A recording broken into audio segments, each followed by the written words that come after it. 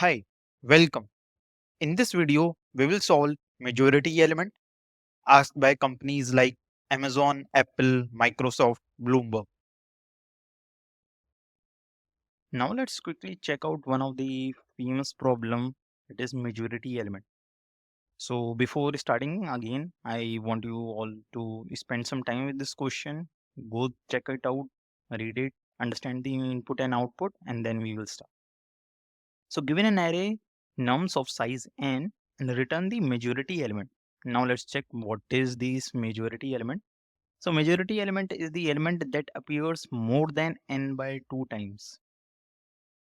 So that is more than n by 2 times. If any element appearing more than n by 2 times, that means that element is the majority element.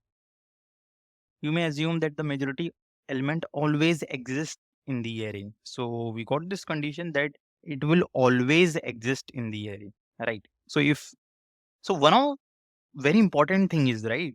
So from this majority element always exist in the array, can I get a hunch of this call? If I am getting a maximum frequency of an element, can I so sure that it will be my majority element? I don't need to check greater than n by 2. Why I'm saying this? Because they are saying that majority element should always be exist, right? So if it is always be exist, and if I am able to find any element with maximum frequency, can I directly assure that this will be my majority element? Right. Okay, so we will work in this direction and let's quickly check it out these examples. So this is one array nums 3 2 3. You can check out this problem in LeetCode. It's the most famous problem. So we have an array with 3 2 3, and here we can say 3 is appearing 2 times, 2 is appearing 1 time. So this 2 times is greater than n by 2. So if I say what is n here, n is 3, right? So n by 2 will be around, right, 1.5. So which is greater than, so 2 is greater than 1.5 2 times. So which is the 2 times 3a, like 3 is appearing 2 times. Similarly here 2 is appearing 4 times, okay, and which is greater than n by 2 because n is 4 and 3 7. So 7 by 2, that is 3.5. So yes, 2 is our majority element. So the output is true, output is 3. Okay, now let's quickly understand it. Okay, let's understand how we can solve this problem. So quickly create one array. So here is my array with the nums basically, and let me create the indexes as well, 0 1 2 3 4 5 6. Okay, so let me mention the n as well here. N is 7. Okay, so what could be our approach, how we can solve this question? So let's think it out. So one of the most common approach that is coming to my mind is that we can count all the elements. So basically what I will do, I will start counting with 2, right? So I will take 2 as an element and I will basically update my count. So here you can see count is 1, so I will update it. Then count is 2, I will update it. So this is 1, no. This is 1, no need to edit count. And this is 1, no. Then again 2, so I will update it to 3. And again 2, I will update it to 4, right? I will basically check the frequency. And so here I am getting count 4, which is greater than n by 2. I will simply say that this is my majority element. Okay, one of the way, right? But here you need to check for all the elements. So here you can see since 2 is 4 times, so I started with 2. But suppose if there are n elements, you need to do this n times. Okay, and for one time counting, right, you are counting as well, right? It will also take n times. Okay, so for each element you will do n times count. You will count n times, right? So like here, like suppose if one array we have 1 2 3 4 5. So for 1 I will do how many counts? Again 5. For 2 I will do how many counts? 5 3 5 4, because I am checking the frequency. So the whole this solution will come it to be out as time complexity of big O of n square, right? And that is a simple brute force. So this is a brute force approach, but yes, always brute force helps in to is- optimize our answer. So from brute force, we get to know that one of the approach this can be performed. We can do in this direction. Okay. And the one of the I will say quality of brute force is we will definitely will get one answer. Right. So there is one assurity that we will get an answer. Okay. So now we need to think of a different approach and how we can optimize it a little, right? How we can optimize it. We need to come with a better solution of big O of n square. So if I check this thing, right, what we need to do, we are counting, we need to find how many times it is appearing. So we need to again check the frequency, right? We are more concerned about the frequency of the element. So if you can think frequency of the element, right, we are getting a very close hunch of using hash maps, using objects, right, using dictionary, right? So what we can do in the next approach, we will solve it with using hash maps, right? So basically what I will do, I will create one table. Okay, and that will be going to be my hash map, or you can say it is object, whatever you want. So this is how I'm creating it. So now this is ready, basically our key value pair. So what I will do here, again what I will do, I will check 2, right? I will basically add all these elements in my key value pair, right? So if I am adding 2, right, I will get a frequency of what, 4, and if I am adding 1, I will get a frequency of 3, right? And what I will do, then I will find for a maximum frequency, right? So here this is my maximum frequency, right? 4 is my maximum frequency. I can directly say that 2 will be my answer. So here the answer will be 2, right? So basically we will create this hash map, or whatever you can say it is, objects, it's up to you. Okay. So basically, by key value pairs, we can easily solve this question, and this will create a basically key value pair. I hope you are pretty aware of how we can use hash maps and objects, right? So basically, we store frequency one by one. Okay, and this is how we update it. Let me give you a basic hunch of it how we store in objects. Let's do it very quickly. So what I will do, I will take one element and I will check, is it in my hash map? So no, it is not. What I will do, I will initialize this element with 1. Okay. I will move ahead. I will check, is it already there in my hash map? Yes, it is. So what I will do, I will update the count. So I will update the count with 2. Again, I will move. I will check 1 is there. No, 1 is not there. So I will simply update. Basically, I will add it with the frequency of 1. Again, I will move. Is 1 is there? Yes, it is. So what I will do, I will update the count. Now again 1, is it there? Yes, it is. So what I will do, I will update the count, right? Now 2 is there. Is 2 is already there? Yes, it is. So what I will do, I will update the count to 3. Then is 2 is already there? Yes, it is. So what I will do, I will update the count to 4. And yeah, that's my last element of the array. So we have done it. And these are the values and key value pair we are getting, 4 and 3. So from 4 and 3, 4 is the maximum. That's why it is the answer. Okay. Now, what will be the time complexity of this approach? So you can see I have iterated only once, right? So time complexity will be big O of n, right? But we are taking one space, right? This hash map we are using it, so we have one space with it, right?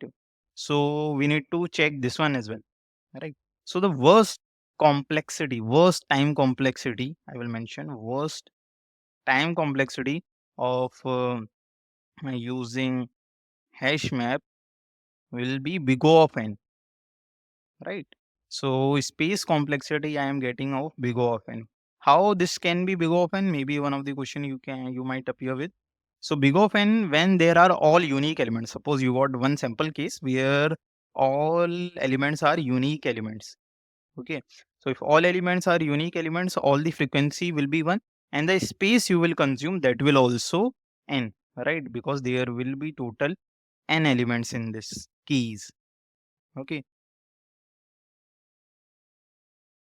Okay, so this is one of the approach, and we are getting time complexity of big O of n. So basically, yes, we have optimized it, right? We have decreased the time complexity from here. We have decreased the time complexity, but we have increased the space, if I say, right? And that's a trade-off we have done. So we got this space complexity more and time complexity we decreased it. So now we can think, is there any other better way we can try it? Okay.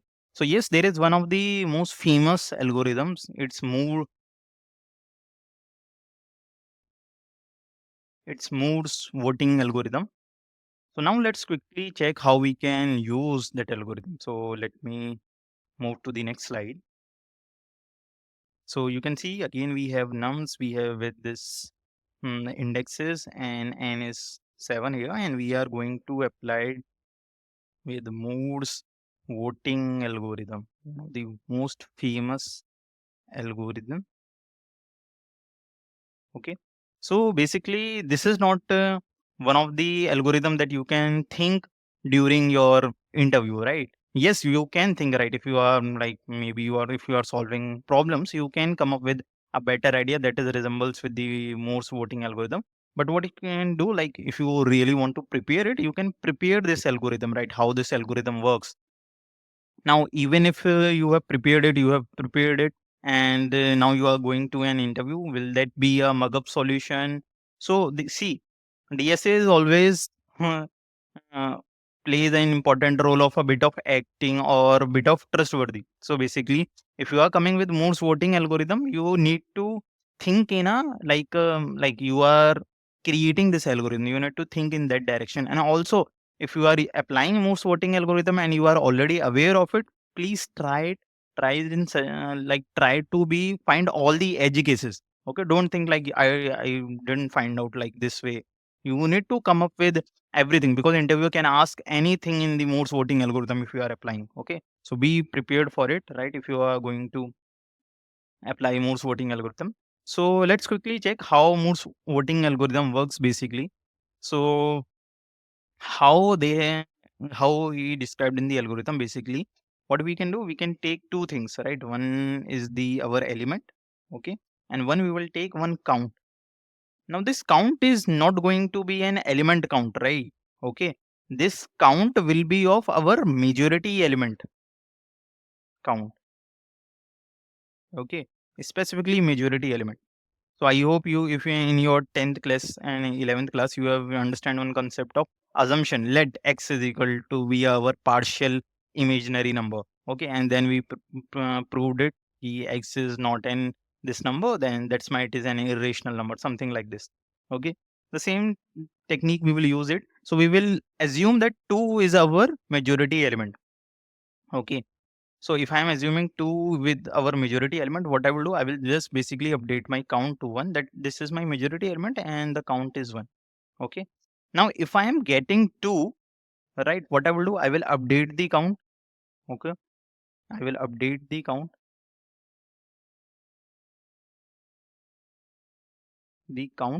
But if I am not getting 2, what I will do, not getting 2, what I will do, I will simply decrease the count. I will decrease the count. Okay. So let's see. So here I am getting 2. What I will do, I will update the count again 2. Okay. I will update the count. And now I am getting 1. Right. So what I will do, this is not going to be my majority element, or maybe like the frequency will become less. So what I will do, I will again decrease it by 1. Again I will check. Again I am getting 1. Again I will decrease it to 0 now. Now, this is a very interesting point. One of the most interesting point of Moore's voting algorithm. Okay, I reached to this limit, right? And in this area, right? So basically, count zero will tell me that there is no majority element on that part of the array. No majority element on the part of array. Okay. So basically it will tell me that there is no majority element in this part. So let's quickly understand. So we have 2, 2, 1, 1. and you can see what is the count of 2, right? So I have added plus 1, then plus 1. These were my frequencies of 2. And when there was 1, I decrease it. Then I again decrease it. And you can see, right, we have equal count of like updating 2 and equal count of decreasing 2, right? So they will cancel each other and we have 0 count. So yes, that's true. Like in this part of array 2211, we don't have any majority element. Okay. So basically we will again start it. We will again start with a new element. So I will start with this 1 again. Okay. And I will think that this 1 will be my majority element. Right. Now I am assuming that 1 will be my majority element. Again, I will start from 0 to 1. Right. I will update my count to 1. And now I am getting 2. So what I will do, I will decrease the count. So now it will become again 0. So again from 0, I started and again I am reaching to 2. So again one part, this one part. And in this part, like this part is of 1 comma 2, I can see that there is no majority element, and yes it is. I was hoping 1 will be my majority element. I add a plus count, and but 2 is there. I added a minus count, and this will again cancel each other. So we are not getting any majority element here as well. Again there will be some elements, right? I will start with the 2 thinking that this will be my majority element, right? And what I will do, I will update the count again 1, right? And that's it. All right, this is the end of the loop. So again here we are not getting any of the again here we basically stopped it, and you can see I am still with a positive count. I am still with a positive count, and count will always be positive. So basically it will be either positive or will be 0, right? So I am with a positive count. So if there is an majority element, okay, so this is very very important condition. If there is a majority element, if okay, there is a majority element, it is 110% majority element. It is 110% that it is going to be 2, right? Otherwise there won't be any majority element. So in the condition you can quickly check that majority element always exists in the array. So we can assume that 2 will be our majority element. This is going to be our majority element, right? You can also think in one of the this direction. So suppose if you are hoping like how this will work, so let's take out some other cases. So suppose all 2's are initializing with first, like first 4 we have and then we have 1. Let's see, still will 2 will be the majority element. Let's quickly check.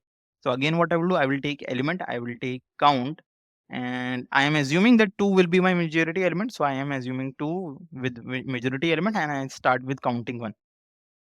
Again I am getting 2. What I will do, I will update the count. Again I am getting 2. I will update the count. Again I am getting 2. I will update the count. Right. Now I am getting 1. Right. So what I will do, I will decrease the count.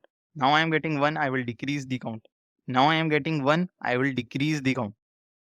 Right. So here you can again see we are with the positive 1. So our majority element is 2. Okay.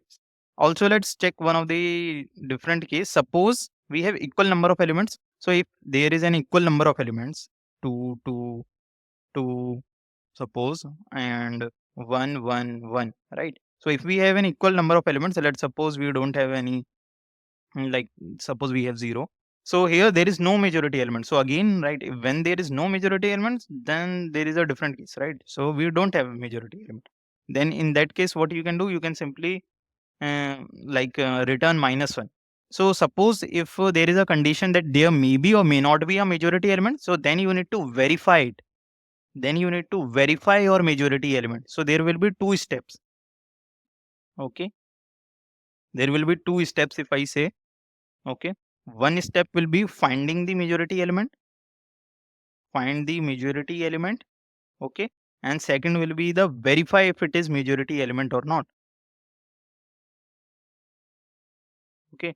So how you will verify? Basically, you will check the count. Is the count is greater than n by 2 or not? So count will be greater than n by 2. Okay. So yes, this is how you can basically solve this question by using Woods voting algorithm. Sorry, Moore's voting algorithm, not Woods voting algorithm. So this is how you can solve it basically. And in the next video, we will check out all the codes. So here, how many approaches we have discussed? We have discussed approach 1, right? This was one of the approach. Then we have discussed approach 2, right? And the last approach, Morse voting algorithm, we have discussed it, right? And we will quickly see how we can basically construct a code. So that's all from my side, right? In the next video, we will check out the code implementation of it.